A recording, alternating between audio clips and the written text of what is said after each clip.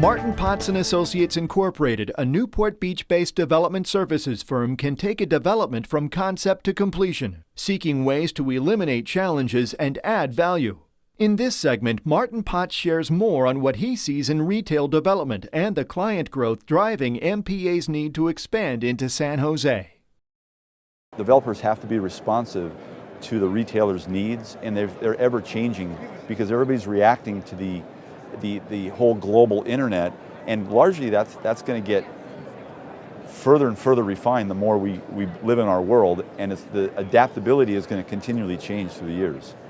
But largely the retail projects that have been developed that are still sustainable are having to reinvent themselves by adding different components. As large boxes go dark, we're finding that they're bringing in residential components, back to the entertainment components. It's just not about a basis of retail anymore. They're having to be more flexible, and the developers that have been able to consistently keep that fluidness find more success. Stay fluid, stay flexible, don't be rigid. Learn about the property, research the area, the community, become part of it. That's very, very important. I think I've seen more successful developments when there is a community at large that has been backing it because the developer has embraced the community. I think there's a win-win there in any regard. We tell every developer when we get involved in a project, one of the keys to being successful and maintaining cost control and good quality of the projects is to get in early with a quality architect, quality engineer, and really bring in a contractor early on and use that contractor's expertise for its buying power, its ability to understand what's happening with cost escalations of materials. Those are things that get overlooked sometimes, and later down the road when you find your project's designed, you're ready to start construction, you go out to bid, you get a price, and all of a sudden the costs are way too high, then it doesn't perform for you, then you end up having to backtrack and value engineer. You get 25 cents on the dollar. You get a really hybrid of a project, and most likely your project's going to be delayed. So the advice I would give them is start early with a contractor.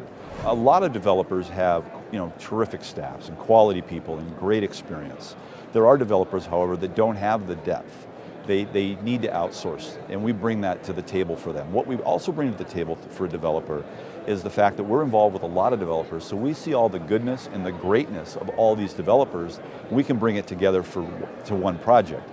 What we're seeing is most of them are very in tune with what's going on in the community, very in tune with their programs, but sometimes they miss the planning stage of it. They miss how to put it all together to provide that flexibility. We try to bring that to the table for them.